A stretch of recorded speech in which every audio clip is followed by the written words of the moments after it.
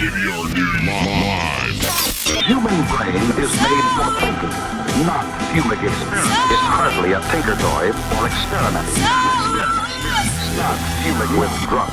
Why do we talk about marijuana? It's the single biggest drug that is a source of some confusion. This is really about educating the public about the fact that marijuana is a less harmful drug. Marijuana, that's to get high. You can be as high as you want. The prohibition of marijuana over the last 71 years has not actually prevented you from using marijuana. You feel weak. Closer to winning the war on drugs. I do believe there have been some successes. We will never arrest our way out of this problem.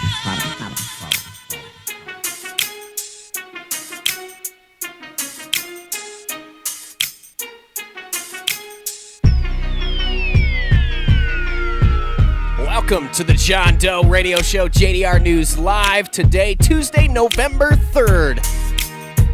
It is election day across the nation.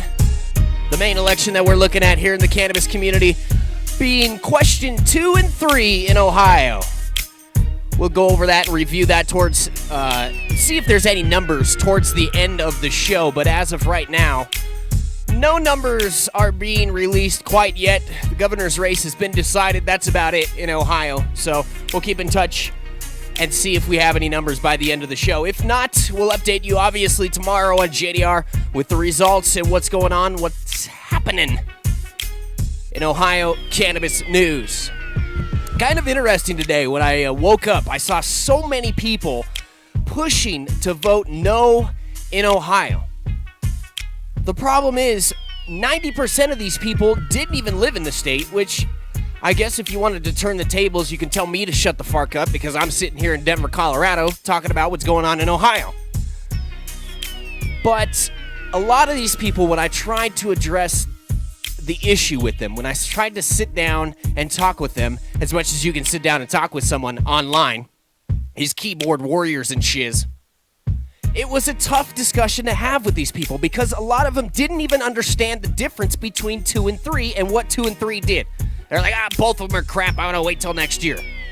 Do you even realize question 2 doesn't have anything to do with cannabis? Really? The only reason why it has anything to do with cannabis this round is that it would knock out question 3 if 2 is passed. Other than that, it's actually a good measure for Ohio to pass. It eliminates people from creating monopolies to be put on the ballot, being put in Ohio's state constitution, and gives that power more to the people.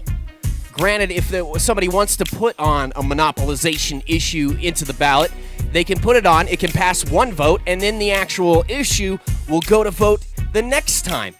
Problem is, people are not understanding that, which frustrates me. The second I can get that you don't understand what question 2 is, what you're saying with question 3 means absolutely nothing to me because it shows to me that you don't even know how to read a ballot. And that's frustrating. That is extremely frustrating for all of us out here who are educated when it comes to cannabis, when it comes to these legislations being put forward. I just couldn't believe it. I had to put the keyboard down and head off to Champs, which is where I'm just coming from. The reason why we're starting late on JDR today.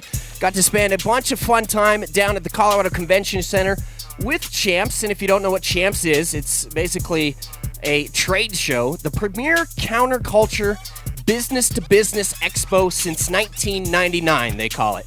I think last year was the first year that they started holding it here in Colorado. Obvious that you would hold an event like that here in Colorado. A bunch of pipes.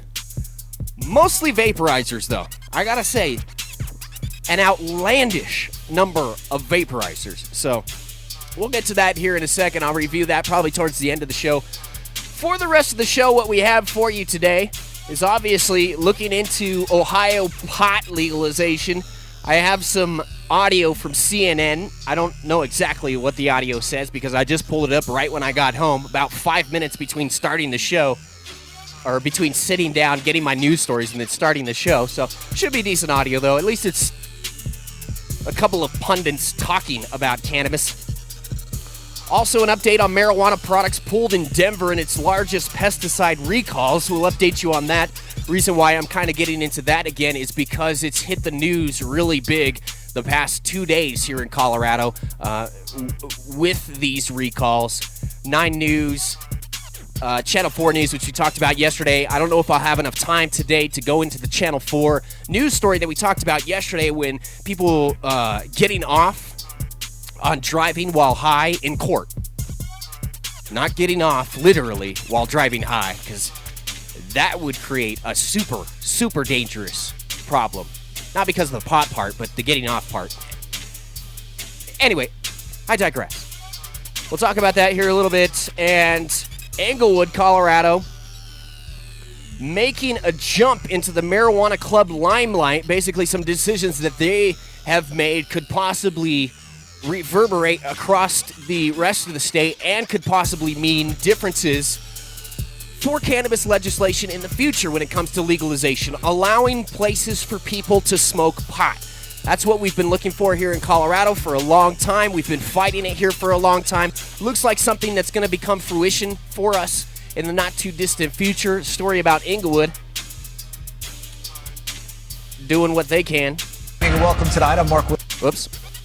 I'm not going to run that audio for you. We'll just read the story. Floridians get marijuana for life from the feds. Basically what this is kind of a you may not know anything about this, or you may not know that this is even happening. Some of you out there listening, I'm sure very few of you know that, or don't know that this is happening. You probably already know that there are federal cannabis patients that were given access to federally grown cannabis shipped in big tins, rolled in joints, back in the day still containing the seeds. Irv Rosenfeld is a good friend of ours here at the John Doe Radio Show. We've talked to him many, many, many times here on the show. I've talked to him many, many times at events like I went to today with Champs. Great guy. Kind of strays away from smoking with you because it's illegal for him to smoke with you. And he could possibly get in trouble, and who's going to rat on him, that kind of situation. But he rarely smokes with anybody, and I'm not sure how much he really accepts of anybody else's handouts either, because it could detriment his situation with being legal with the feds and smoking cannabis through his federal exemption, which is a funny story. If you've ever listened to him on JDR with us, if you're an old-time listener here on JDR, we'll try and talk to him here in the future. I'm sure sometime around 420, a bunch of people are going to be here in town. So we'll try and wrangle in, some of these people from, the federal side, from the local side, glassblowers, stuff like that. Hopefully this year make a huge deal out of 420 with JDR, make this huge gala for you following events here. Because I know what it's like, sort of, to live out of state and look in, wondering what's going on in Colorado.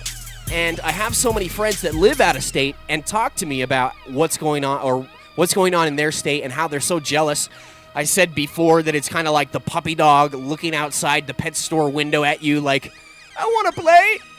Why can't I be a part?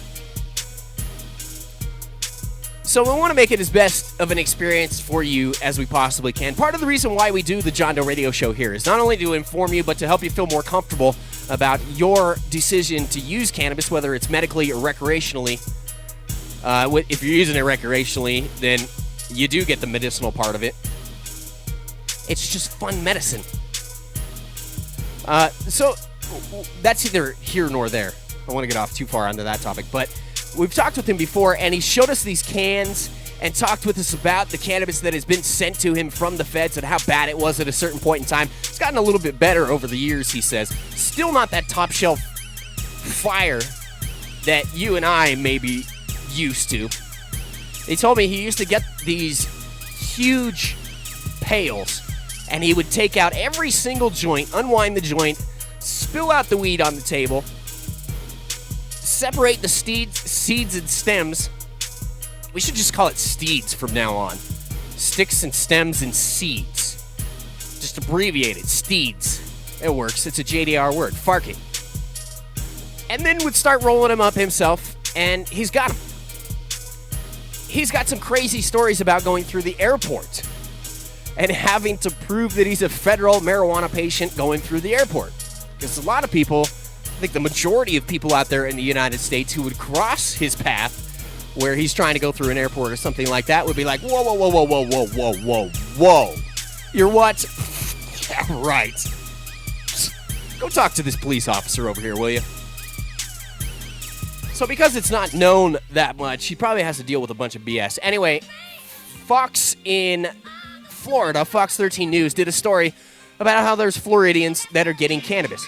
LV Musica, they used to live up in the Northwest in Oregon and Washington. I'm not sure exactly where she did live. I forgot, but relocated because of warmth and because it was just better on her body and better for the conditions that she had to be able to operate. So, and I don't necessarily blame her. Although it seems like everybody from Florida is coming here. I cannot tell you how many people I have talked to from Florida today.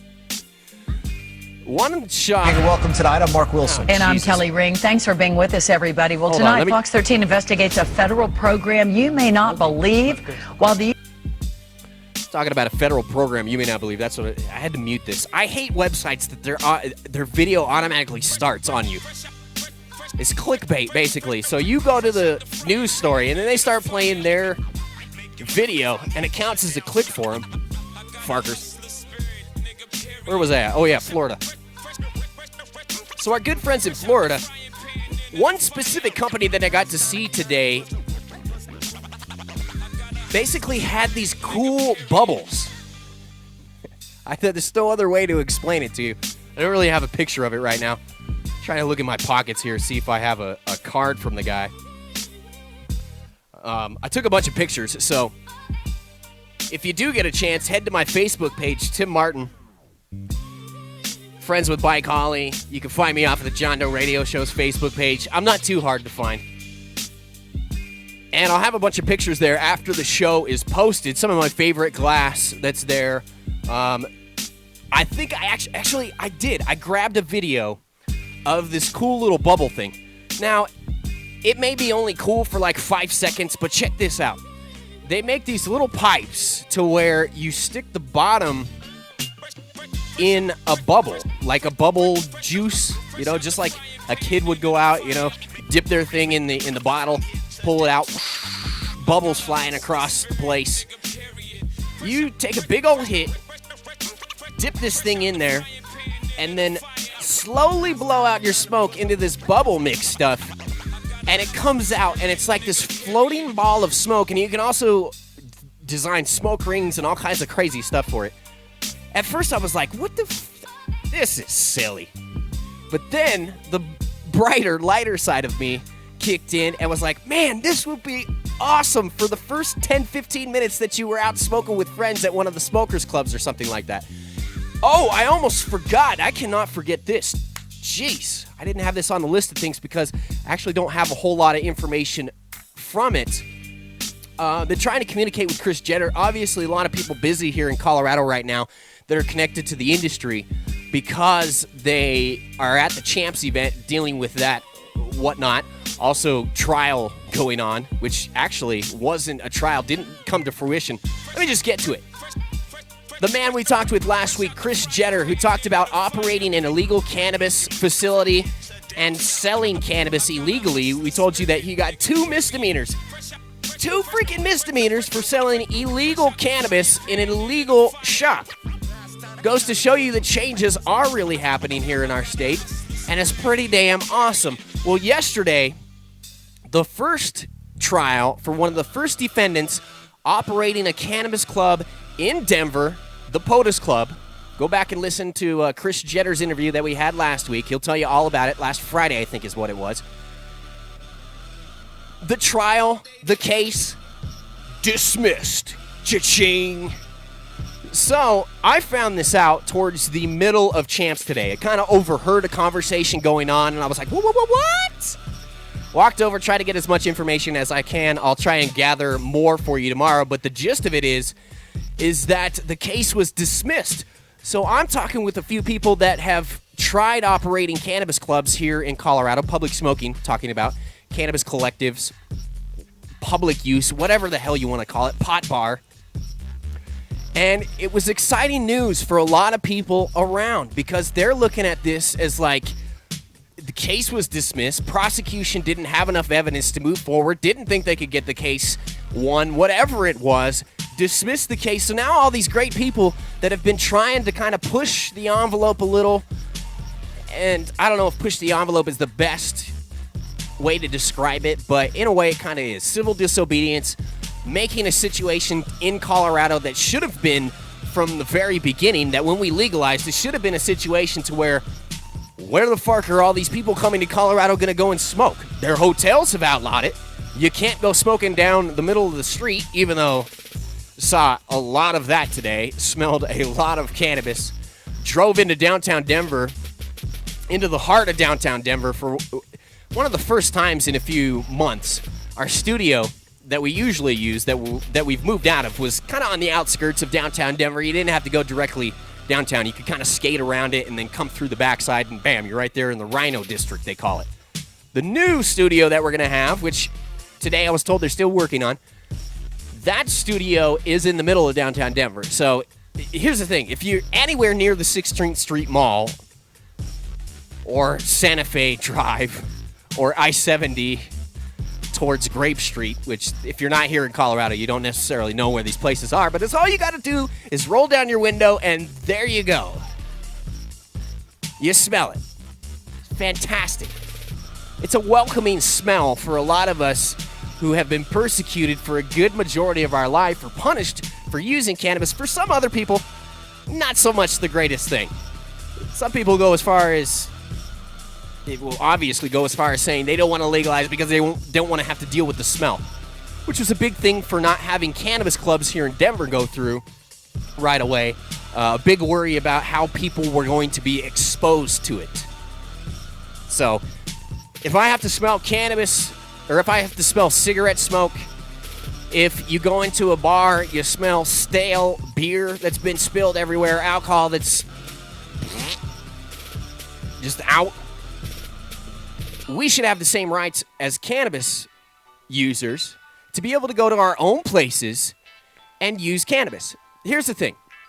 The way that they're probably going to form public use here in Colorado, and at least in Denver, is that there's going to be special places that opt into it, or special places that are going to be created, like the POTUS Club, like Smoke Studios, who I was talking with Miley from Smoke Studios today, and he was telling me is game on for having a cannabis club. It's game on for having public usage for people to come in and privately use inside of your facility and not have any issues with the police coming in, giving you tickets, whatever. And a few of these people even had told me that even if the police do come in, give tickets whatsoever, or whatever they do, that they're now feeling heavily strong in fighting this since the case was dismissed today. Still some other situations that we'll have to keep you updated with. Chris Jetter and what he's dealing with. His trial still hasn't happened. They still haven't dismissed that trial or selling cannabis without a proper license, which are pretty much the biggest issues that I think they have to face. I thought this was going to be a cut and dry issue because of the Clean Air Act in Colorado. Period. End of story. It's not. And a lot of things that he said were 100% true. If that's the way you want to look at it, the way that he was inferring the law seems to be the way that it's going to be. Minus the fact that if he goes buy weed for you, say I wanted you to go buy me a 6-pack or a bottle of some alcohol or whatever it is. Hopefully you wouldn't do that. Hopefully I wouldn't put you in that position to ask you. Some people listening right now are like, Farg, shut this guy up. He does not need to be anywhere. But I'm just saying, okay? If this were to happen, it's an example. And that's not even me here. You buy some alcohol, take it to your friend at a party or at a club or wherever it is where alcohol is allowed. You hand over the 6-pack, you hand over the bottle, and your buddy hands you $15, $20, whatever it costs to procure that alcohol. And then he's like, keep the change. That type of situation is how Jetter and some other people are arguing that it should be here, that they're procuring the cannabis. You're signing on with their club saying that they have the permission to be able to do that for you. That's your intention. And then reimbursing them for that. But we'll keep up with that. That's the next big thing that comes down the line. Oh, as I mentioned, I don't know if we'll have time to get to the driving while high situation. I was looking for the video on that. There just may not be enough time. We may have to get to that tomorrow. And then a review of Mexico and what's happening in Mexico, not just with the possible Supreme Court. Well, either way, there's going to be a Supreme Court decision for or against the usage of cannabis personally.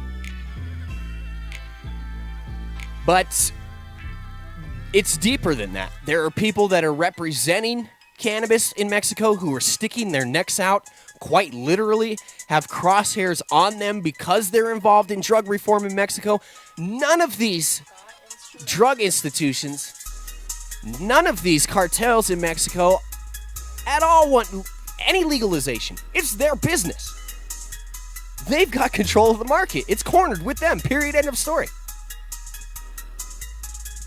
So if we get to that, we might have time. Otherwise, we will get to that tomorrow. Big thanks to everybody that makes the John Doe Radio Show possible. JDR News live daily, Monday through Friday, 6 p.m. Probably this week around 6:37, just because I'm about a half an hour away from the Denver Convention Center, and I like spending as much time as I can bullshitting with people. There's some people in this industry who have got completely jaded, or aren't too open to being in public for a long time, or sitting down and bullshitting with a bunch of people, or having a bunch of people try and sell you shit. Bye, Collie. But that's okay. It leaves more space and more talking time for me. So I like to spend as much time as I can possibly to network, and plus I need to be able to network at this point in time because we need as much cash as possible coming into the JDR. I think I found some giveaways for you, possibly. Had a good conversation with the folks from Oil Slick.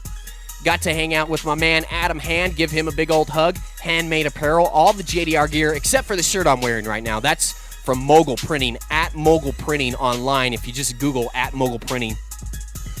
You can go to our website, johndorad.io, and you can see our advertisements for Handmade apparel. But if you've been with us for any amount of time, you know who Handmade is. You know he has all the bomb pins. Hopefully I'm going to be picking up this super dope pin tomorrow. I didn't want to take the last one. He's like, man, take it. I'm like, man, I don't want to. If you could sell this, I don't want to take it. So we'll see what's up tomorrow or Thursday. I might grab it. It's a sweet, sweet, sweet pin. I just really can't explain it to you. I'll have to show it to you.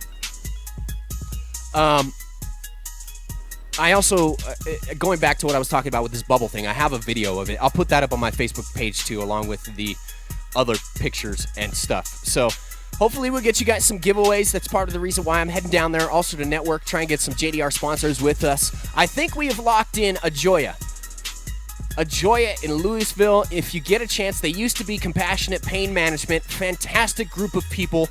Support the community heavily. Support us at John Doe Radio. Really, with no questions asked.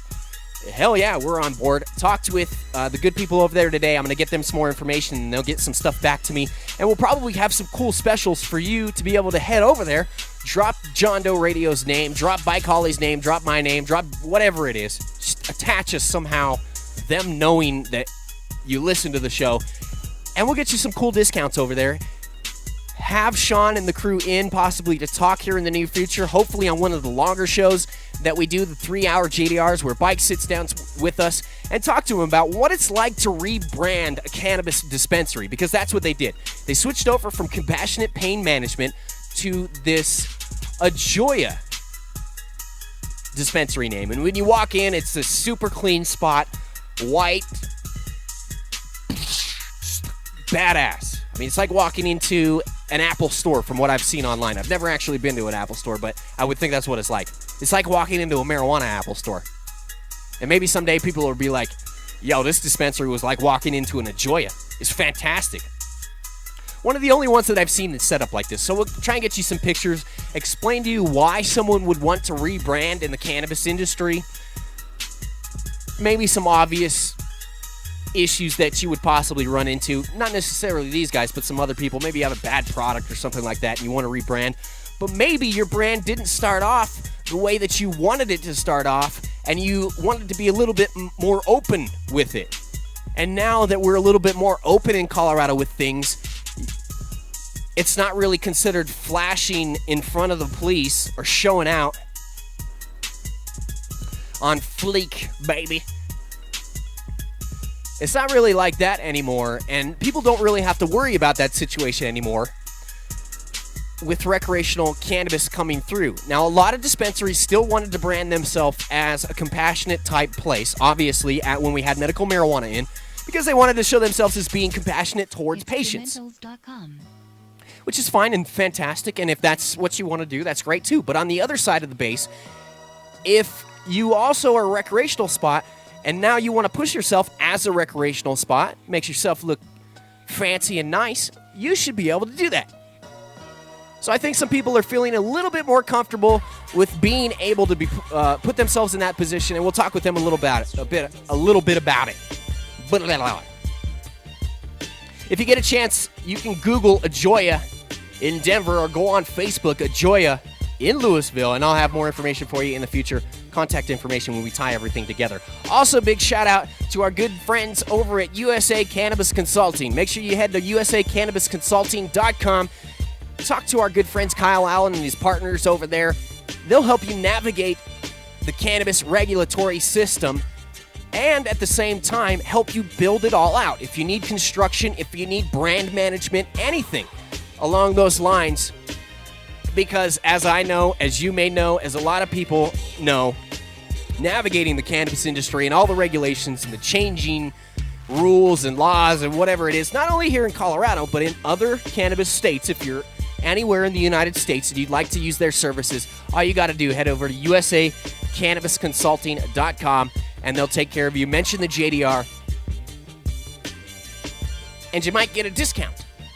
You just might. Some other opportunities coming down the line, possibly with those guys too. We'll see what happens. It's an exciting week. Really, it is. Lots of people in town from out of state. Lots of moves being made. People coming inside for the winter. Plans being hatched out. I still haven't heard back about my badge, which I got asked about like 10 times today. Including my grandpa, who I went over and helped my grandpa clean out his gutters this afternoon also. And he's like, what's up with this badge and license you're supposed to get? Well, haven't they given you the damn thing? And I'm like, no, Grandpa, they haven't given me yet. They're still dragging their feet. He's like, well, how worse are you off than any of these other damn people? He's like, how much of a worse person? It's just funny. My grandpa was going off, so it was fantastic. He cares. Wants to see me doing good. But I got asked by a bunch of people how I got my badge yet, so we'll see what happens. Networking is key. Also, big thanks to weedbiz.net. The good folks over at weedbiz.net help keep us online. If you're listening to us not live, if you've downloaded the show, you're listening to us courtesy of weedbiz.net. If you get a chance, head over to that website. Check out all the news and awesomeness that they have, covering a lot of cannabis news information from the South. So if you're in the South, you want to learn some things, keep up to date with news stories, head over to weedbiz.net. They also have these awesome grow pods for sale, not some jank super glued,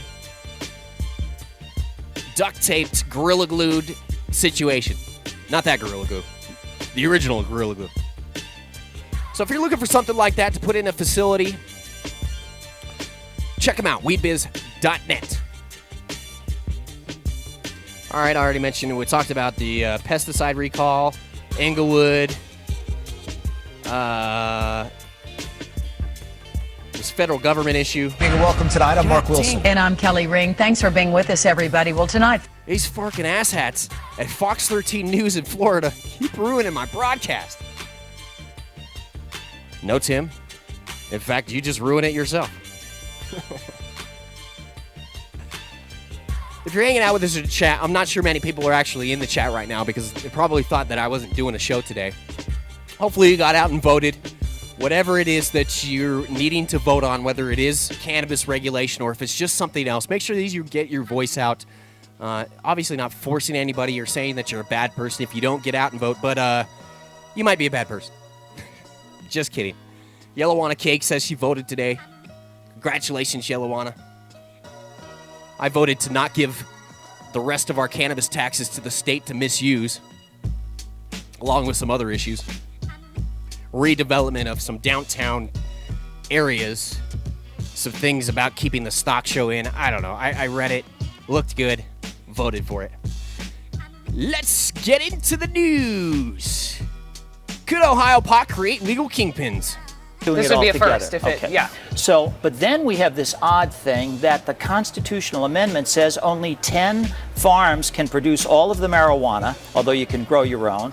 And you have 25 investors who've put millions of dollars into those 10 farms. Thus the oligarchy. The oligarchy. You have a bunch of rich people controlling production here of a oligopoly monopoly limited commodity.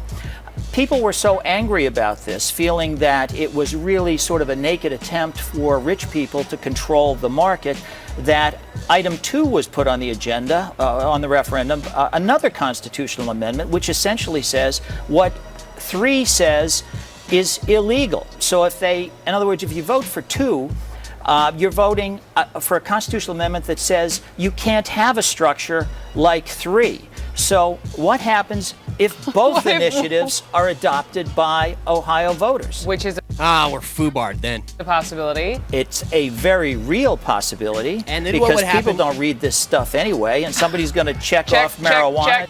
People don't read this stuff anyway. I agree. And what will happen is it'll be sent to the courts and be fought out in the courts whether or not this was legitimate for them to be able to do, to put both these issues on the ballot. And who knows how long that fucking shiz could take. Which in itself, delaying the implementation of legalization, if you want to look at how that's been fumbled, you can look no further than Washington. Right. Right. So now what happens? Well, that's my question for you, I've been looking into how it's been handled in other states. I've seen a couple of instances where the initiative that got the most votes is the one that prevails if they're contradictory, or the other alternative is the courts could look at this and throw out both results if there's an inconsistency in the constitutional amendment. And who knows, I don't know exactly how Ohio's courts handle these type of situations, and I really haven't read a lot online. The one thing that I did read, and why I kind of wanted to have that audio in here, somebody else talking about it just besides me, the closest thing that I've seen is kind of what he just said there, the CNN analyst, is that whoever gets the most votes could possibly have the winning initiative. So question 2 would go through, and it would be a valid law and would apply to situations ahead of this year to other forward-looking elections. But this time out, if question 3 got enough votes, that it would supersede question 2, both still being valid. Or like he said, what could happen, they could both just get thrown out. So I haven't seen a clear 100% I know what's going to happen type of situation if this does happen. I'll look here in just a minute and see if we have any updates on numbers, but something tells me we're probably not going to have too many updates with numbers on that, at least for a couple hours, and maybe not even be decided by the end of tonight. Hopefully sometime tomorrow, if that's the case, we find out what's going on.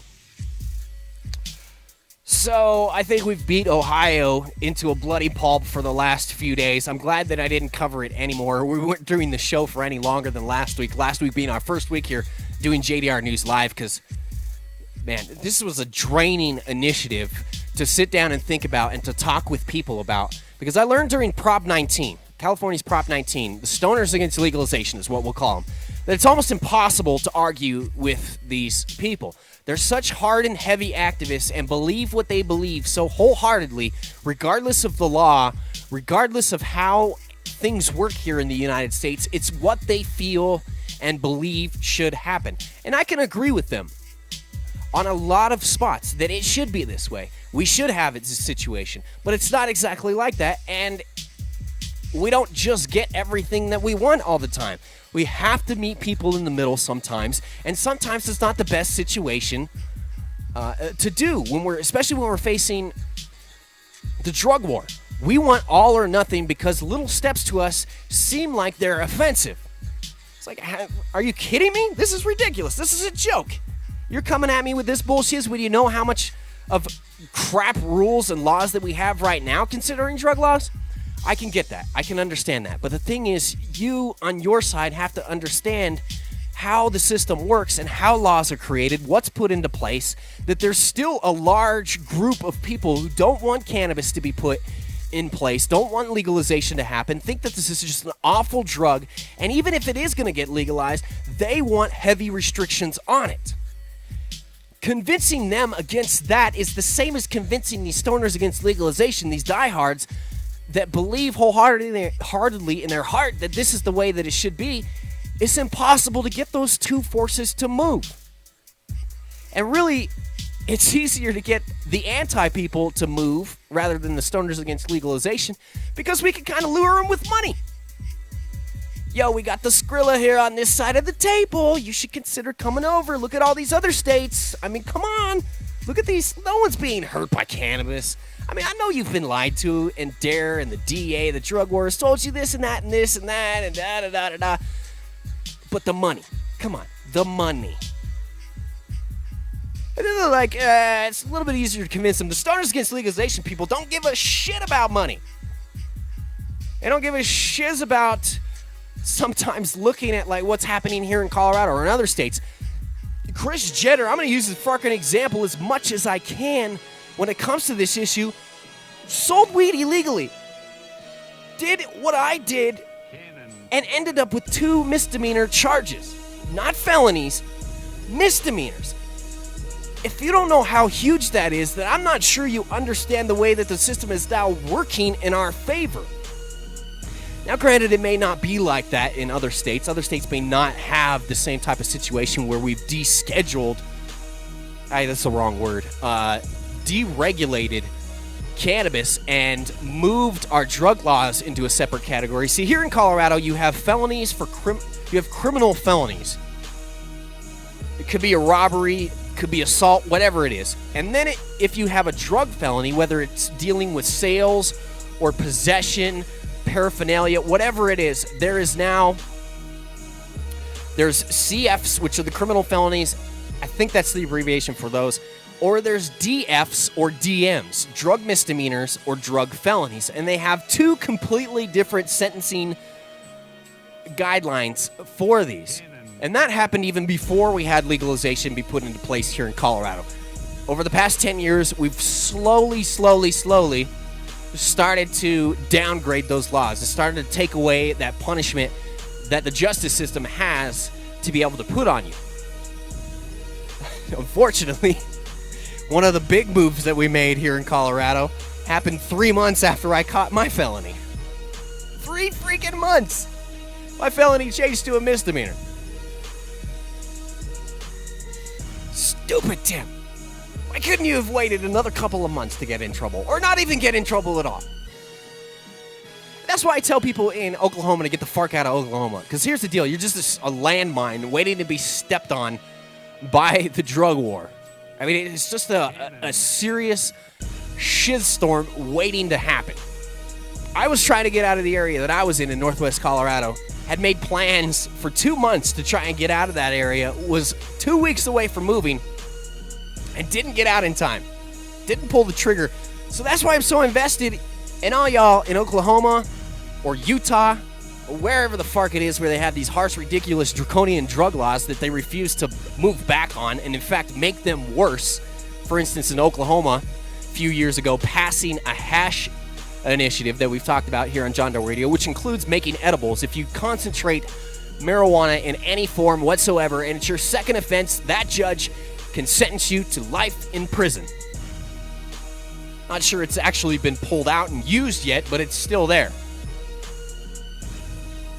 And that's not a federal situation to where you would possibly have your case reviewed and your case be unfair. No, the feds are not going to touch you. You may be able to have a lawsuit, but it's a state issue and you're stuck with the state rules. And even if you do get hit with it, you go through your bullshiz. The laws are going to change in a few years anyway. You don't want to be stuck with that felony or whatever charge it is in some draconian place that's going to drag you down. If you want anything to do with cannabis, if you're a pro-cannabis user, you grow, you want to be in the industry, you think it's the right thing to do, you got to start getting out of those states. Or you can stay and fight and work to make things better, but to me, there's a few of them that are just not worth it. They're not worth your time. They're not worth the trouble that you could get in, and Oklahoma is specifically one of those. Get the fuck out. Nearly 30,000 packages of marijuana-infused edibles in Colorado were voluntarily recalled in the last few days because they contain potentially dangerous pesticides that are banned for use on cannabis. So this must be a new recall that's coming out. I just saw this news late last night and didn't get to look into it, so we're learning together right here. The moves represent the two largest recalls of infused pot products to date, according to the Department of Environmental Health in Denver. Gaia's Garden recalled more than 8,000 packages of infused edibles on Tuesday. Edipier owner Green Cross recalled more than 20,000 units of its popular edible line on October 30th. Both companies, which purchase cannabis from other growers to infuse their edibles with THC, had bought marijuana trim from True Cannabis, which was the subject of its own pesticide-related voluntary recall in mid-October. So that's the one we had talked about with you guys. So this is all basically still stemming off of those cases, of those spots where these people are buying trim from to use that had used pesticides of some sort that are not allowed to use here in Colorado. They went out and bought them and put them in their products. Why it's taken this long for it to happen, I'm not quite sure. That's something else that we can get to down the line here on JDR. Start to call these companies again and hold them accountable when it comes down to it. Just like the other day, getting off topic here a little bit, but it's still on the same subject as holding people accountable. I heard that it was this weekend, the Secret Cup was being done. The Secret Cup was being held. And for anybody that doesn't know what the Secret Cup is, it's just basically a hash competition that's turned into not only a hash competition, but a flower competition to this date. I think they had like 28 entries into the flower competition and 30 or 40 in the hash competition. I'm not sure. Those numbers are probably off. But the bottom line is, Dan Desai, who had Top Shelf Extracts here in Colorado for a while, one of the people that I've known the longest here in the state, I was probably one of the first people that he met when he first moved here from California, and he was working at Broadway Wellness. I was living down by Broadway Wellness and made it a point to try and visit this dispensary as much as I could. I never really bought anything from them. It just so happens that's where the Mecca was at that time, Broadsterdam, that shop, a few other shops. So he started this Secret Cup. It started here in Denver, and because it's become such an issue for people to hold cannabis events and use cannabis at these events, which hopefully won't be a problem from here on out after the decision that was made to drop the case against POTUS yesterday, but has made these and basically ejected them out of Colorado. They're no longer being held here in Colorado. I think the finals are held in Las Vegas, or were held in Las Vegas last year, but they have these regional events to where, there's 3, 4, 5 different events, and the winners of those events get to go to compete in the finals. Awesome rigs for you to win, super, super heady, and heady used in the proper term in this instance. Dope prizes for you to win. Adam Dunn and Mitch were talking about this last week on the Adam Dunn Show also, because they had this guy who, on their show, for their Halloween show, who grew pumpkins, was the #1 pumpkin grower in the entire nation as far as size goes, sells his seeds from $50 to $800 a piece to be able to get these gigantic pumpkins. But those people, they win cash money prizes. So maybe that's getting into a little bit of a gray area and possibly inviting the police or the feds or whoever it is into the situation. I'm not sure. I haven't thought about that side of it too much. But what's interesting is once we start these events more and more, or as we evolve these events more and more, how cool it's actually going to be able to build up the prize packages. Like maybe the High Times Cannabis Cup. First prize winners start to win, a good cash purse. That's something that should probably start to happen with these cannabis events. Make them super more legit. Probably some more rules going to have to be laid down. Anyway, what we were talking about with Daniel was that they had released the pesticide and contaminant. I think it was just a contaminant tests that were done after everybody already received their bud. So they did an intake, took a look at the bud.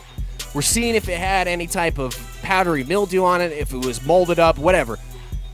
2 people got disqualified because they brought in cannabis that had some sort of mold on it, powder mildew, whatever it is. But the others were sent off to be tested and were still given out to judges. And 10 of those other ones tested positive for some kind of mold, mildew, or contaminant. Some nasty shiz in a few of these. My question was why was this sample let out to people?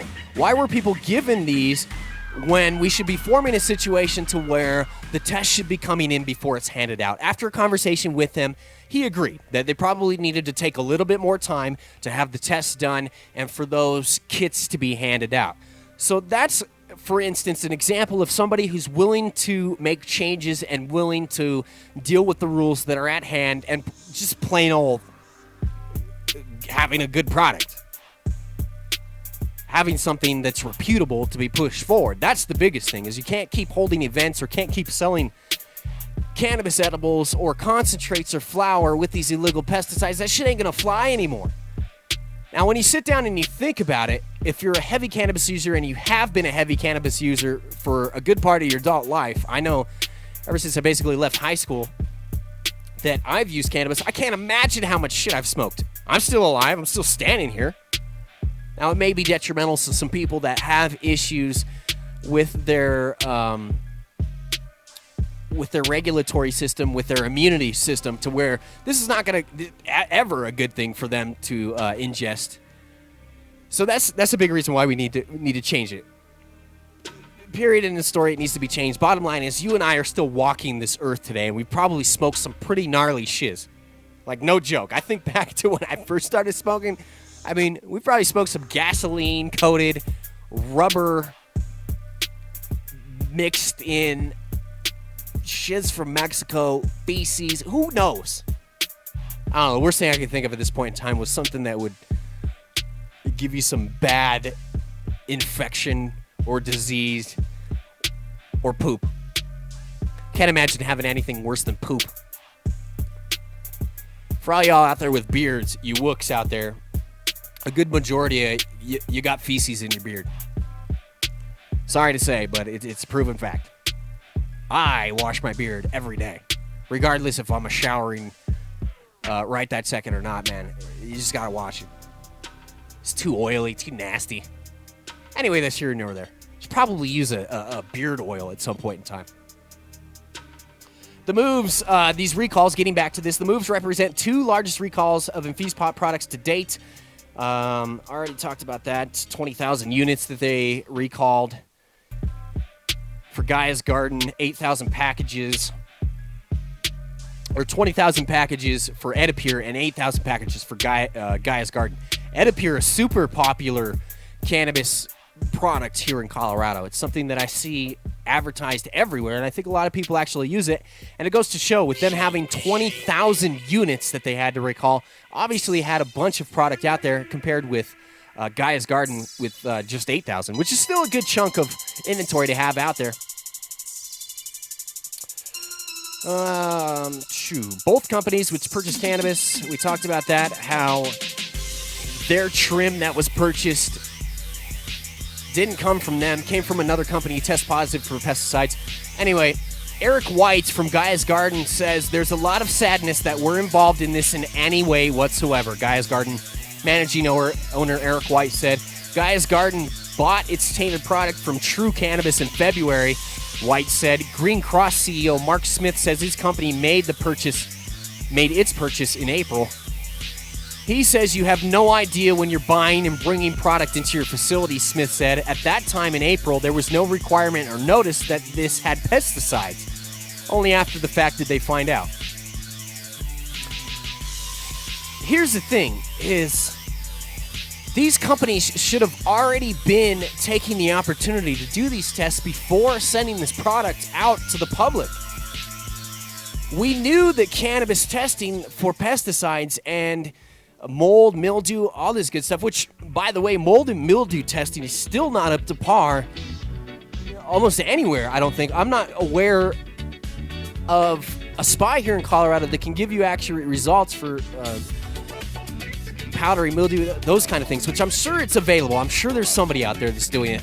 Obviously, the biggest cannabis testing facility was not able to do it because they were cited for false advertising, Can Labs, which we talked about them before, having 44 violations against them being the biggest lab. I don't really know of really any other labs here that do their thing. But these companies and these owners have to start testing their cannabis before it gets onto the shelves. And there needs to be a situation to where it's easy for them to do it. Now, I understand that when it comes down to manifesting these products, manifesting whatever it is, anything that's involved with cannabis here in Colorado has to be reported, a product that is, has to be reported to the Marijuana Enforcement Division. There's a system called Metric here. And it tracks from seed to sale, is supposed to. Obviously, we read stories before to where it doesn't do a great job of this, but it's supposed to track from seed to sale the products that are being used, where they're being transferred to, who has them in their possession, and where they're going.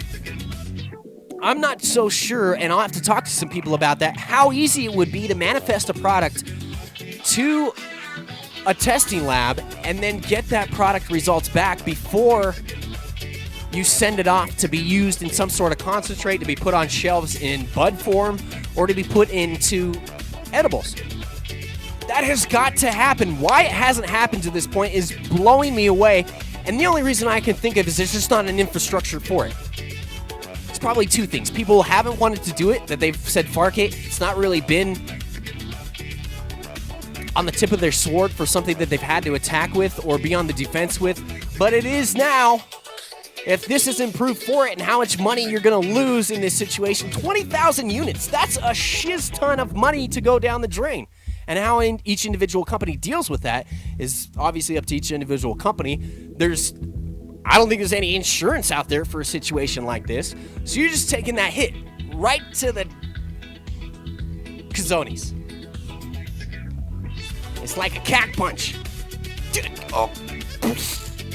Oh, dude, that hurts so bad. Some people may not recover from that. Could make you sterile. So they got to start doing it.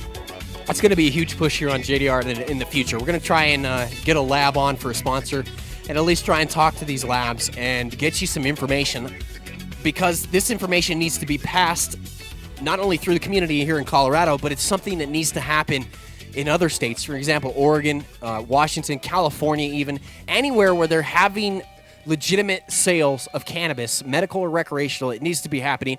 And the only way it's probably going to happen is, number one, through legislation, which is going to lead to a lot of people being sorry that they didn't catch up with this. Two is pressure from the cannabis community to have people be doing this anyway. So I think the pressure is coming down. We're feeling it here in Colorado. We need to make sure that other people are feeling this also.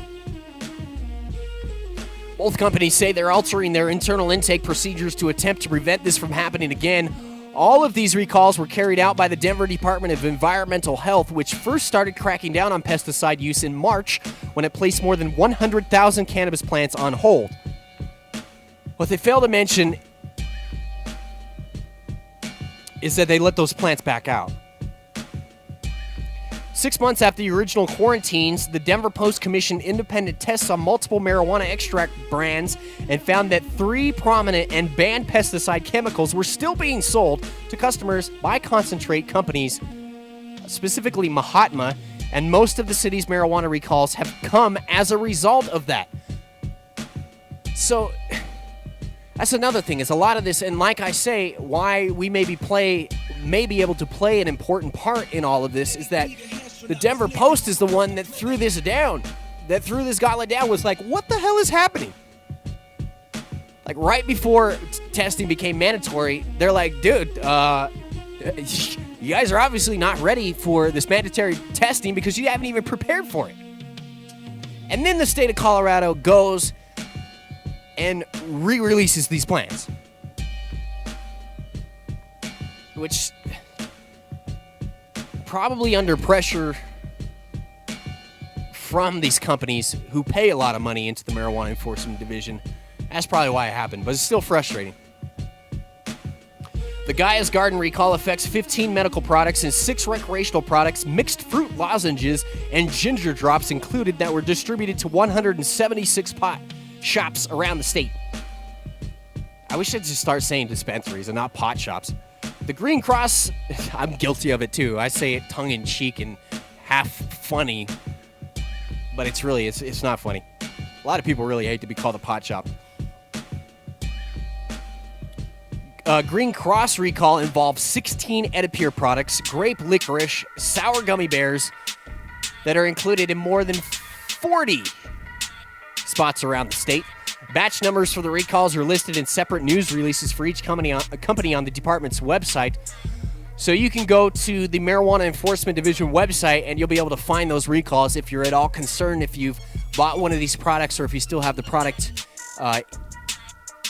in your house, or if you want to do some sort of consumer checkup on some of these dispensaries that were carrying the products.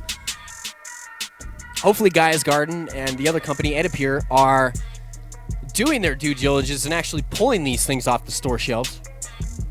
Because sometimes with recalls, it doesn't necessarily happen that way. It's up to the... It's kind of... I don't know how it works. A lot of the time, from what I understand, it's up to the spot where you're selling it to pull it off. What they should be doing, and what would be smart for them, is to be sending a representative around to every single one of these spots and making sure that this is not... these don't stay on the shelf. Which could be the way that it happens. I don't know. While no pesticide... Oh, by the way, if you do have the products, obviously dispose of them or return them to the point of purchase and contact the companies. See what these companies can do for you. Maybe they'll give you a refund. I haven't heard anything about refunds at all to this point, so good luck on that. While no illnesses have been reported by cannabis users to local poison control centers, 2 people have sued LiveWell, the state's largest pot grower, for allegedly using banned pesticides on marijuana the customers later purchased. Rob Corey heading up that class action lawsuit. State law requires labels to reflect any pesticides or contaminant that was used at any stage of the marijuana product's processing. Though the law also requires cannabis businesses to test for pesticides, that provision has not been enforced in the first 20 months of recreational sales. That's because it wasn't an enforceable offense to this point because of how the laws were written. Just as I talked about a minute ago with Denver Post saying, you guys aren't even ready for this rollout. Colorado Department of Agriculture has said it's creating a new rule governing pesticide use on marijuana, one more restrictive than the current list. The rule, if approved, also would allow pesticide manufacturers to test their product on marijuana and apply for a special exemption if they can prove the product is safe for ingestion by eating or smoking. I've said this for the longest time. I've said this ever since legalization went through, that one of the biggest things that we're going to see from Colorado's legalization that's going to reverb across the country is testing and the changing of cannabis products that are out there that you put into your plants. Nutrients, supplements, whatever it is, across the board. It's always been my feeling that as these tests started to come out, as we started to find out more and more what you're putting in your system, what people are using, because here's the thing, you walk into a hydro shop or a grow store and you see some of the products that are up on the shelf. If you read the fine print, a lot of them tell you that it's to be used for ornamental use only, for products that are not ingested, for like your plants out in the yard, your bushes, a tree, whatever it is, not for cannabis products. But do you think people trying to make a good amount of money really give a damn about that? You think there are scientists properly well-versed in what these things can do to the body? No. Some people care, but unfortunately, a good amount of people, they see their months of work, the amount of time that they've put into growing these plants, their babies from beginning to end, and possibly when it gets down to the end, you start to see powdery mildew or mold, you farked up in some sort of way, hadn't had enough air moving through your facility, which is the main cause here in Colorado for powdery mildew. You shouldn't have to deal with powdery mildew here in Colorado. Period. It really don't have to deal with a lot other than these crazy bastard aphids and things that under the microscope look like they came directly from the devil himself. That Satan himself created these and sent them to Colorado in order just to give us shit. Now, they were brought in from people from out of state. But say in the mountains, I grew in the mountains for a long time. You're so high up in elevation that there's not a lot of bugs that you have to deal with. Even spider mite issues at certain elevations here in Colorado, not that big of an issue if you're taking care of your garden. Best way to get rid of that powdery mildew situation, put more air movement. Cycle some more air out of your spot. It obviously means that you're not cycling up enough and you're creating a mildewy, shitty situation for your plants to grow with. And nobody wants that, including the grower, especially if you spend a ton of time on that. Last thing that you want to do is chop those mamma jammas and throw them out. I know, I've been there. I understand that frustration. I understand how much it takes for some people to be able to throw that product out and say, I can't give that to people. And then you got the other people that are like, it's fine, we'll just make it into concentrate. Well, you're kind of concentrating the bullshit worse. That's what's scary to me to think of, is that once these tests start coming out on products like concentrates, what kind of crap is actually going to be in there and what kind of shit it does to the nervous system. Only thing that scares me about smoking concentrates, that's the absolute only thing, is worrying about what kind of crap has been concentrated in this. Luckily, over the past few years, I haven't had to deal with smoking shizzy product. I've had connections with really good people. Just part of the game here that I've played in Colorado. Luckily, haven't had to deal with that. You from out of state probably have to deal with that all the time. So what we're trying to do is make that a better situation for you. All right, I think I beat a dead horse with this. Moving on.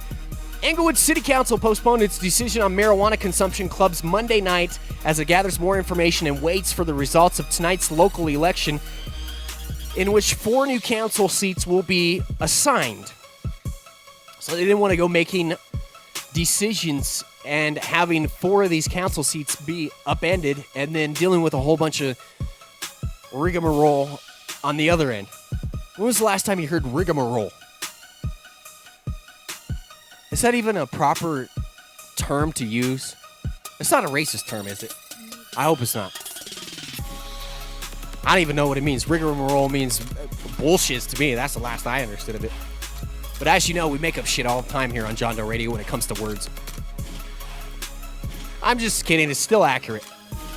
Englewood's City Council in October, the Liquor and Medical Marijuana Licensing Authority presented drafted ordinances that would set guidelines for potential marijuana consumption clubs while also placing a cap on the number of them allowed in city limits. The ordinance prohibited those from under the age of 21 from entering and set air quality control guidelines to keep odors from traveling outside the establishment. The new council is expected to vote soon on whether accepting the ordinance or imposing another 6-month moratorium on new pot clubs as it wraps its collective mind around the potential issue of welcoming social marijuana consumption to town. There is a current moratorium on pot clubs that ends in January. Some of you may be familiar with iBake Colorado.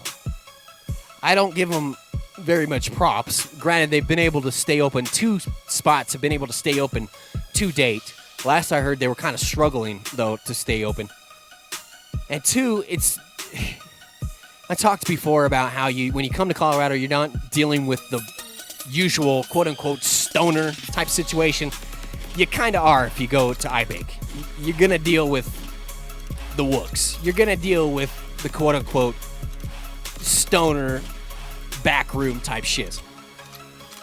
Smoke Studio's not necessarily like that way. Not that I have any investment into either one. This is just from what I've seen. Smoke Studio's a little bit more upscale, a little bit more highbrow, nicer to go in and chill. That's the kind of situation that we would like to deal with here in Colorado. Anyway, Englewood's, you're not allowed to be opening that up in Inglewood. So that's why iBake's been one of the only ones that have stayed open, because they put these moratoriums in. New council expected to vote. Moratorium ends in January. New council is going to have a lot to say about it. Councilman Steve Yates says, I don't know what direction that is going to be. Yates, who has 2 more years left on his term, said marijuana industry is a legitimate business, but the council must perform its due diligence in identifying best practices before allowing new pot clubs in the city. Englewood, which allows medical marijuana sales but bans recreational dispensaries, currently has 1 social marijuana consumption club. We've talked about iBake Englewood. Those who consume marijuana at iBake and a few other marijuana clubs in Colorado must first sign up and pay for a membership, which grants entrance to the club an opportunity to socially consume, among others. Because it opened its doors before Englewood's current moratorium, iBake was grandfathered in and will be allowed to stay open if new moratoriums are enacted. iBake Englewood's owners said they could not be reached for comment out of this writing. Good. We don't need any comments from them. With all due respect, we don't need comments from y'all. You really haven't been leaders in this community. Man, I'm really underhandedly smacking iBake here, am I? I'm sorry, not what I meant to do. I'm looking out for the welfare of you, the cannabis consumer. So it is a spot that you can go and hang out, but don't expect the best from these people. And as I talked about yesterday, let Channel 4 in to do these stupid drug driving tests and make us look even more like idiots. A lot of people have learned to say no comment to the media. Please, iBake, keep it that way. A member of the Englewood Liquor and Medical Marijuana Licensing Authority suggested that one way to stop members from driving under the influence was to put a limit on the amount of marijuana members are allowed to bring to these clubs. I mean, seriously. There's studies out right now that say, there's a study out there right now that says that cannabis is, we could say 1,000 times worse. I'm not exactly sure what the number is. I wanted to say 1,000, but now that I think about it, I don't know what the exact percentage is, but infinitely worse than cannabis use, because they can't really find any issue with people who have used cannabis and driving different from people that haven't used cannabis. But with alcohol, completely the opposite spectrum. How many people do you know?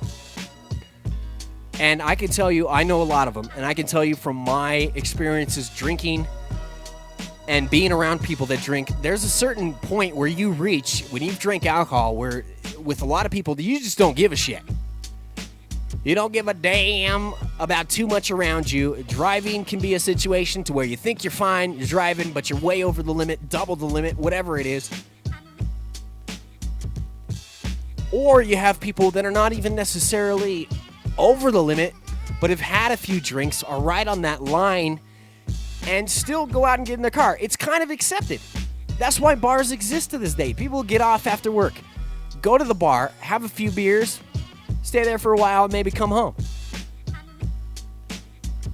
The uproar about that is zero to date.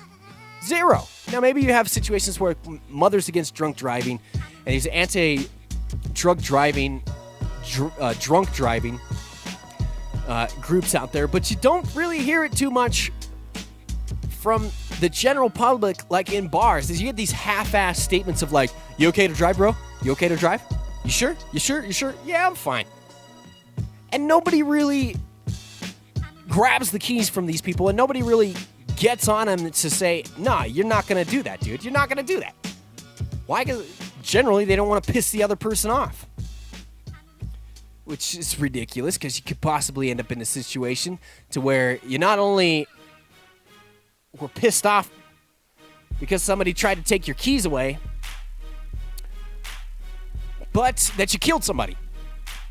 Don't you wish somebody would have taken away your keys? Don't you wish you would have been just pissed off that you didn't have a ride? Your own ride? I'm sure somebody else would have given you a ride. Anyway, there's neither here nor there. I'm rambling on here. This discussion coming across with cannabis facilities is out of place, in my opinion. There's no science to be able to prove that we are causing any more damage on the roads than normal people that are regularly driving. Period. End of story. And it's frustrating to have to deal with that, but it's something that we do have to deal with. Fortunately, it's being pushed forward. More and more of these clubs are going to be a situation that we deal with in Colorado. It's going to be something that we have across the nation eventually. One thing that I also wanted to get to with this is that some of these issues are a statewide address type situation. Like, for instance, Ohio or California or wherever it is that has legalized cannabis. They could possibly decide as a state what to do with dispensaries and say, okay, you have to allow these clubs into your counties and cities and municipalities, but here are the rules. Here in Colorado, from day one, from day one when it comes to cannabis, and once 1264 came out, which was an amendment to, or was it 1284? 1284 was it, not 1264. It was Amendment 64. Anyway, 1284 came out, talked about how local municipalities were given the ability to be able to ban dispensaries or ban grows within their jurisdiction. For a lot of people, it's come back to bite them in the ass because there's no money coming into them. They've banned it from being completely in their county, from being in their city, shut down some dispensaries that were good, upstanding, operating businesses, and just because people don't like it, you came in and shut it down.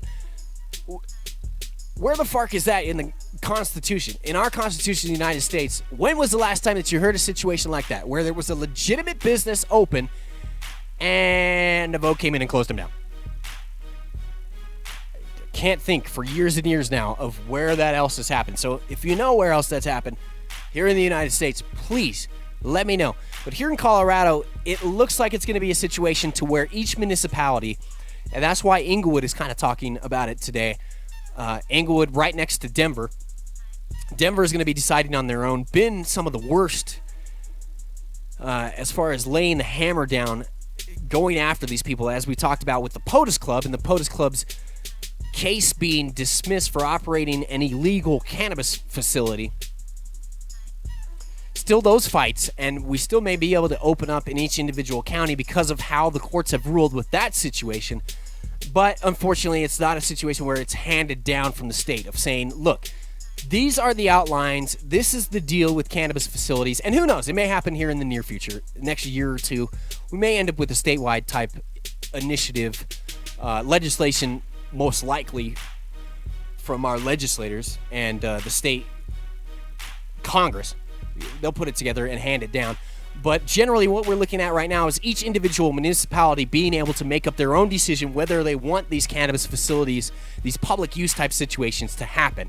So we'll probably start to see more and more of the unraveling of those rules and bans on that situation, and each individual county, which is a pain in the ass to keep track of the rules in between each individual county. That's why it would be nice to have the state hand down a law that covers everything across the board. Because who knows, if you go to Denver and then drive over to Inglewood to meet your friends later in the night and you have to deal with other bullshit that you didn't know was a law, it's different and dense. It's just frustrating.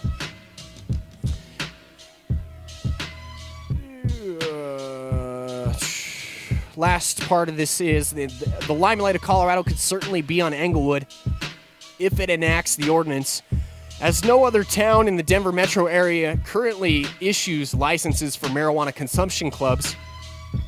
The city of Denver, which nearly had to vote on social marijuana consumption this year, which they say nearly had to vote. We would have forced them, shoved it down their throats. They were scared. Retracted their vote and voter pushed initiative after it received double the amount of signatures. Denver doesn't allow cannabis consumption clubs, but they will, because they're scared. They're scared if we put something on the ballot and it passes, which has passed every time for the past 10 years in Colorado. A pro-cannabis amendment on the Denver ballot has been in favor of it, so obviously they're scared. They thought that we were going to force it on every single bar and every single restaurant to be able to create a situation to where you have to let people smoke in your facility. You'd have to create a spot out of the public sight. Who knows what it could have caused? And it's a legitimate concern. I understand how big organizations like restaurant organizations, bar organizations here in Colorado would be scared for something like that to come across because you have no idea what the cost is going to be down the line. You may have to incur a ton of cost.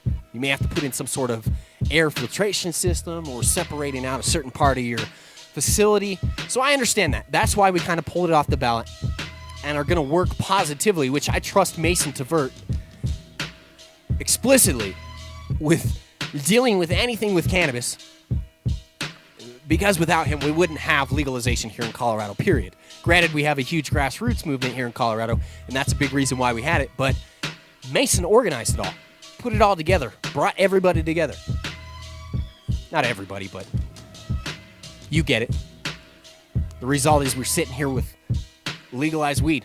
Welcome tonight. I'm Mark Wilson. And I'm Kelly Ring. Thanks for being with. We're almost to the story, all right? We're almost to the story. Just shut the fuck up. I was going to show you guys here. I know we're running a little bit long, but I got nothing better to do the rest of the night and just hang out with you here. So we'll finish these couple of news stories. But I have some new glass that I wanted to show you. I'm not sure any of y'all have got to see this. Soon we'll be getting high-definition cameras here for the John Doe Radio Show, and a few people have noticed that we're only broadcasting in mono at 98K BPS, which we'd like to be at 128. We'd really like to be at 256 bit rate and higher. That way you can hear us how it's supposed to be meant, and then have an HD camera. Tenor glass, Brad Tenor. I'm the only one that says Tenor glass, supposedly. Anyway, this piece from one of the dudes that learned from Snodgrass, and if you're aware of Snodgrass, how he fumes is basically the godfather of current pipe making, and fuming exists today because Bob Snodgrass accidentally knocked a piece of silver into the flame and shot it up into a piece of glass, and it formed this mirror-looking image, silverness on the glass, and he's like pissed about it. He was pissed about it when it first happened, as the story goes, and then as he saw the glass get dirty, saw the colors that were with it, he's like, pa-ching, jackpot. So the reason why that you have color-changing glass, aka fume glass, is because of a mistake Bob Snodgrass made at one point in time and was pissed about it, and then was not pissed about it. I don't know if I have anything, let's see if I have a black background. It's not going to work. I got pictures on my Facebook page if you'd like to check it out. This thing under a flash and under a light is amazing. The blues, the pinks, the multiple colors in there, this is the shiz. Big thanks to JDR Army for sending us this, man. Good friend of the John Doe Radio Show. We fired off him some shirts, and he sent us back a very gracious package here. And then, I got to talk with Steve Bates today, so we'll be having Steve Bates on the show here very, very soon also. If you don't know who Steve Bates is, one of the best glass blowers that there is out there, definitely when it comes to scientific glass. Freaking amazing glass artist. Anyway, Johnny Carr, Steve Bates, Worm, all these guys were in the same shop together. We got this a couple months ago when we first started the show again. The show where I thought I was tripping. We're going to have Johnny Carr back on the show again to talk with him about his glass a little bit more, because I don't even think we really got into glass with him. I entered in such a foobar type state of mind. Worst freak out I've ever had. I was not actually tripping. Anyway, check that out. Got an eyeball right there. 10 millimeter mini tube. For people that are listening to us not on YouTube, I'm sorry. We'll get back to the news now. You know, the federal government bans marijuana, and that medical marijuana referendums in Florida failed last year, but you may not know that the U.S. government still provides marijuana to people in Florida. It all started with a man named Bob Randall, who successfully argued for medical marijuana in court and received it as part of a legal settlement. In 1978, the United States started the Compassionate Investigational New Drug Program. It provides medicinal marijuana to people with serious health problems for life.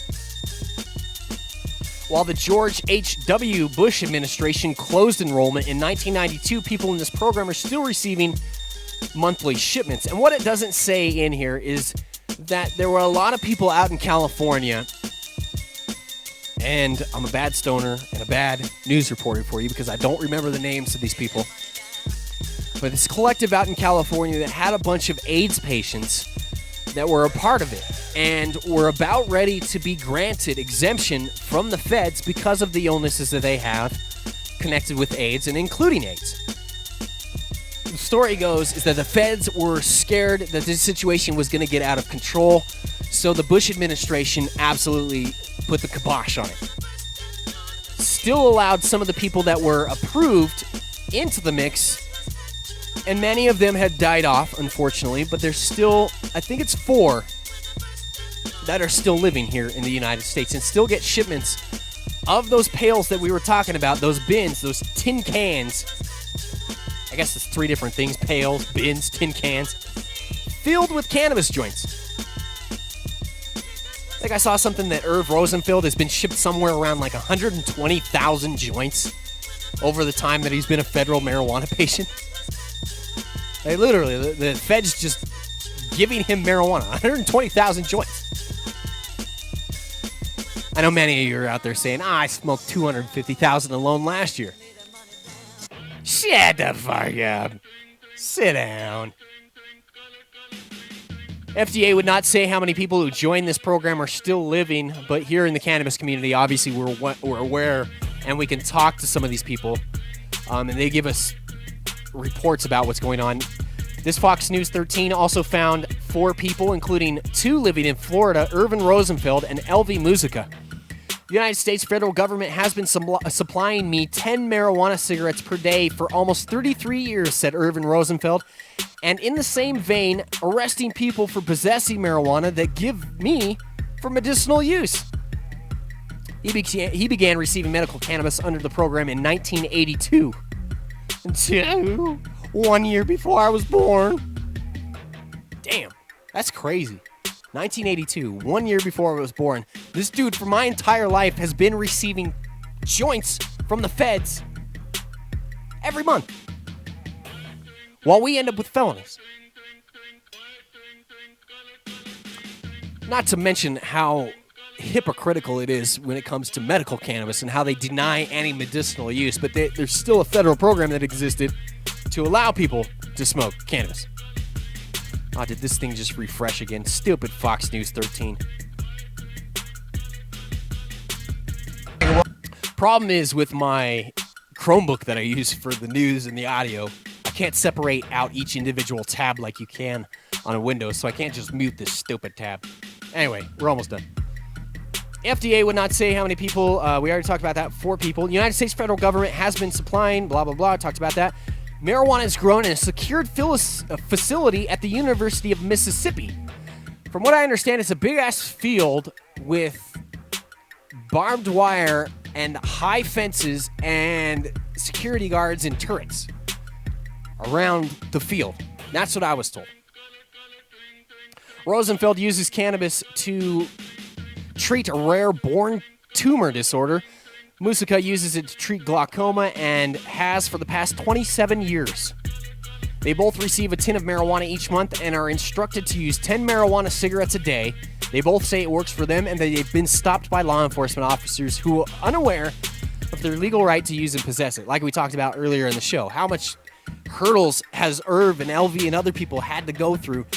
And in fact, LV at one point in time, I think her situation was she lived in a different place from where it was legal for the feds to send the cannabis. So they wouldn't actually send the cannabis to her in her new space and were sent into the old spot, so she had to figure out a way to transport that. And since she was the only one that could actually possess this in this situation without putting herself or somebody else on the line, had to make the travel herself. If someone 30 years ago qualified for federal cannabis aid, which are some of the most pained people with problems. I mean, these people weren't given this just because, you know, they had light headaches or whatever it was. I mean, this is serious issues. Irv Rosenfeld has talked about his bone issue, that it feels that there's literal bone spurs that form on his body. How painful can you imagine that to be? You've got bone spurs just growing in your joints. Jesus. I wouldn't wish that on anybody. In fact, he would probably go back and say, and this is putting words in his mouth, he would probably go back, do away with this whole Fed thing if he could just get rid of his illness. Feds aren't doing me any favors. God dang motherfuckers. Who they think they are? Irv doesn't talk like that, just so you know. He's a well-spoken dude. Worked in corporate facilities for most of his life. I think he was an insurance salesman and left that job when legalization came through here in Colorado. And I think he's doing some other things with like Medical Marijuana Incorporated. We'll talk with him here soon. He's a good guy, super cool dude, and down to earth. It's funny to hear the stories from him though, because he's obviously smoked this 10 cigarettes throughout the day. So when his other people in his office were going out to smoke cigarettes and take their smoke breaks for cigarettes, he goes out and he's smoking a joint with them. It's so awesome. It's awesome for him to be able to medicate. Really, when I think about the pains that these people have been through, it's not awesome, but to be able to throw down to a police officer, look, I'm legal, bitch. Can't stop me. I'm going through the airport with this shit because it's federally legal. There's no reason why. You're not stopping that wook there from traveling with his piece or the 2 ounces that he has. Why is it there? Because I got this big-ass tin can and a ton of joints in it. I don't know. I guess I wouldn't want to deal with that shiz either. When it comes down to it, I guess you have to. Anyway, whatever. Losing my train of thought here. We're almost done. Trying to look through some of the things that I've found here today at Champs. By the way, if you're watching the show and you are going to Champs and you picked up the Advanced Nutrients badge, if your number matches 13774, you could make both of us rich. Lots of giveaways, lots of cool stuff at these events. This kind of an industry-only event, business to business, you're technically supposed to have a brick and mortar spot where you sell pipes to be able to go in and buy these pipes from buyers and stuff. And Champs, I gotta say, is a bit more of a custy situation than Age is, the American Glass Expo. That has more individual artists, people who make really heady pieces. They want to get out to their own convention. Age is a little bit more like that. Champs is kind of this industry custy type situation. More wholesale type pieces being sold at this event. I'm pretty sure I didn't see too much China glass, but at the same time I was kind of trying to hide my eyes from the China glass also. So it's basically a situation where there's someone that wants to start up a tube company and then finds a spot out in California or Vermont or wherever somebody has a lathe that wants to bust out, you know, 1 million tubes that look the same and then put your name on it. Yeah. Kind of what Hitman does. And no, Hitman is not made in China. As much as y'all want to troll that Hitman is made in China, it is not. It's quite offensive. Especially when someone gets that successful and then a large part of the community that they've given back to kind of turns on them. That's neither here nor there. That's a future talk. Sit down with Dougie from Hitman. Other than that, I think that's about it of what I have today. Try to look through all the business cards that I have here. Make sure you holler at Hot Breath Magazine if you're into glass. They have a sweet magazine that covers glass blowing from A to Z. On the front cover of this month's Hot Breath is my good buddy Nick, who taught me everything that I know about glass blowing. The reason why I was able to do it in such a quick amount of time, learn so fast, was because Nick had shown me. Glassical Creations is his name on Facebook. Glass, Glassical. Is that right? Glassical. Yeah, Glassical Creations. Make sure I spell it right. But if you get a chance, he has these really cool things. On the front cover of this month's Hot Breath is these awesome glass guitars that he puts together. So including some wood in them. He's made some banjos, but basically just a glass guitar. Which is sweeter than sweet. But that was pretty cool when I ran across that. Other than that, I'll have an update for you tomorrow. I'll be back at Champs tomorrow afternoon. If you're going to be at Champs or listening to the show, make sure you holler at me. I'll be wandering around with my JDR hoodie. It's not too hard to miss me. It also reflective in the night. So if you're walking down the road, light hits it, destroys people pictures. They use a flash. It's like the flash hits the brightness, like this logo right here on the JDR hat that I'm wearing right now for people watching on YouTube. It's awesome. Can't take pictures of me without getting it ruined in the dark. Anyway, you don't care. Fuck it. Let's end it. It's done. Stick a fork in it. Big thanks to everybody, including you, the JDR Army, for making this happen. I couldn't do this without you. It wouldn't be worth it if we didn't have anybody listening to this. Me just sitting here talking to myself, which I do a lot of the time. That would be quite strange. People would start asking me if I was okay again, if I was drinking again, if I was using drugs again. Are you sure you're okay, man? You guys make it possible for me to not seem like a complete crazy asshat talking to himself here at the mic. So I thank you guys. By the way, if you do have any questions in the chat room, I'll review the chat room here. Not sure. Just looks like a lot of Yellowana cake. Which, thank you very much for hanging out with this Yellowana. Everybody should also thank Yellowana Cake for making sure that I'm alive today, too. One of the many people who helped me through my rough times. So, literally, probably wouldn't be here if it weren't for a couple people, including her, on the list of things. You would have found me out in the middle of a field frozen to death. Either in Washington, Oregon, or here in Colorado. So if you did deal with me during that time, trust me, I know how much you had to deal with, and there's not enough funds in the world for me to be able to repay you, even if I had the funds. If I had funds, I'd give them to you. Stone Gaming 420. I voted no on issue 2 and yes on 3 today, but the results aren't looking good for the legalization of marijuana in Ohio. I'm not happy. There is a difference between import and overseas artists. For sure there is. I don't want anybody to get me...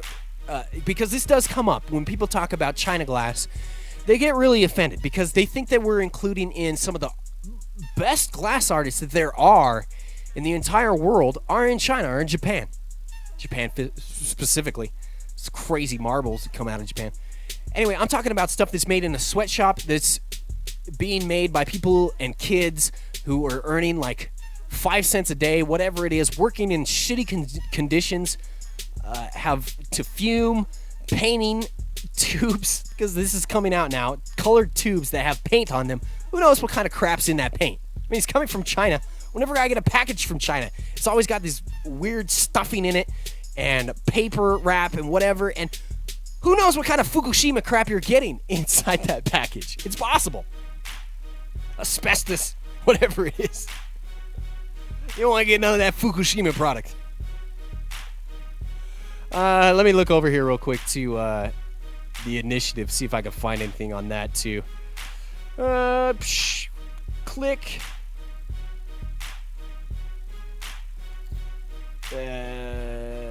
Oh, sweet. Scott Reach hollered at me today. I'm going to have to holler at him.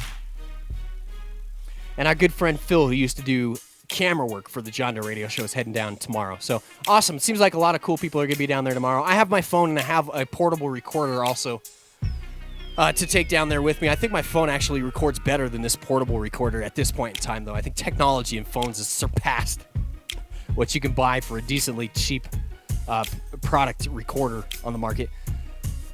I was clicking the wrong thing there. Here we go, pulling up the election results. See if we have anything we can update you on.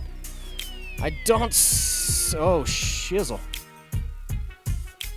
54% of districts reporting both for issue 2 and issue 3, it looks like. Issue 2, if passed, would allow the Ohio Ballot Board to regulate initiatives concerning monopolies. 53% for, 47% against. And that's just with 54% of precincts reporting in, which obviously way too early to call it on that, with only half the votes in. Ohio issue 3. Holy guacamole.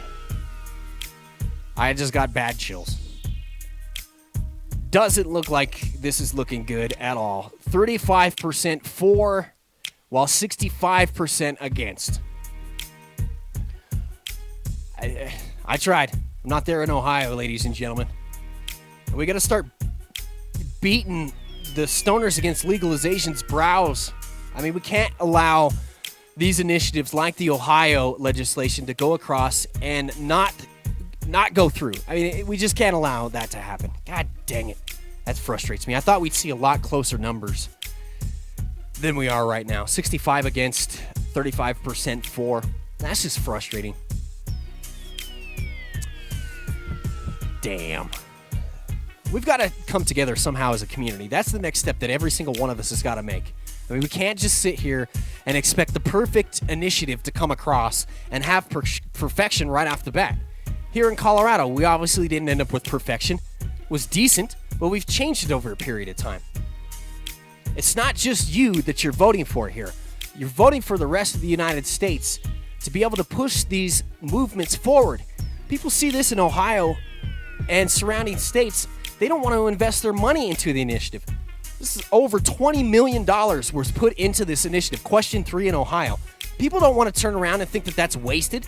They're going to go to other states that have a better opportunity to be able to pass it through, the bordering, outlining states, the people that have been already pro-cannabis. And it's going to take us, the feds, to be able to get you legalization put through. I mean, I just don't understand it. I don't get it. It's frustrating. I know how you hate the monopoly. I know how people were talking that it wasn't enough home grow, but Jesus criminy, everything else was just sweet. In fact, everything but the monopoly was pretty decent, Ohio.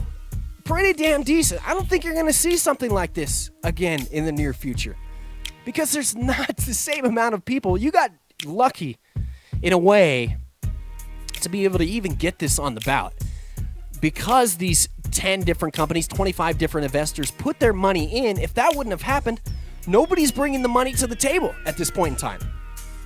It's not a situation to where there's deep pockets and you got Parker, former Facebook and Napster dude out in California, who can dip into his $1 billion and toss it to a campaign and have it. Jesus. I'll save some more frustration for tomorrow, because obviously, you know, there's going to be a lot of it.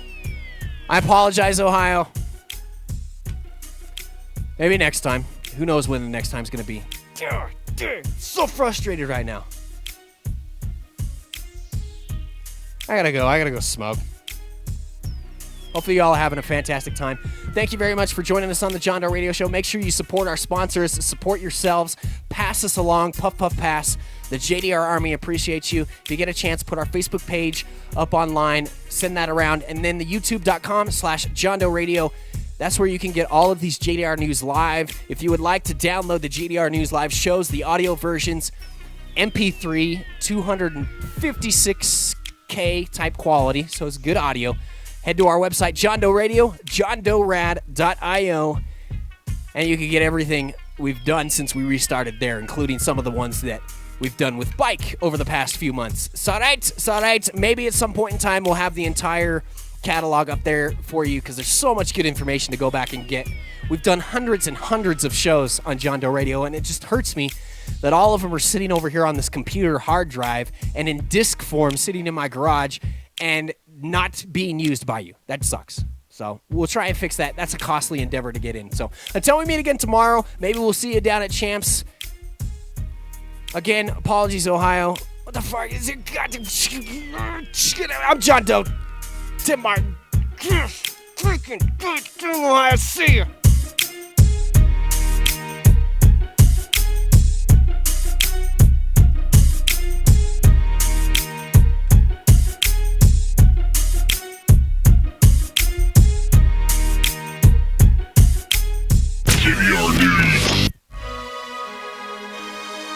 The John Doe Radio Show is produced by Charlie Stash Entertainment. The John Doe Radio Show programming is not limited to, but includes information and humor on counterculture subjects that is intended for informational and entertainment purposes only. We specifically include responsible marijuana reform. Besides, listening to anyone but your mother is just plain stupid. We accept no responsibility for your actions or misrepresentations, and we do not fully endorse the use of illegal drugs. You are ultimately responsible for yourself. Live.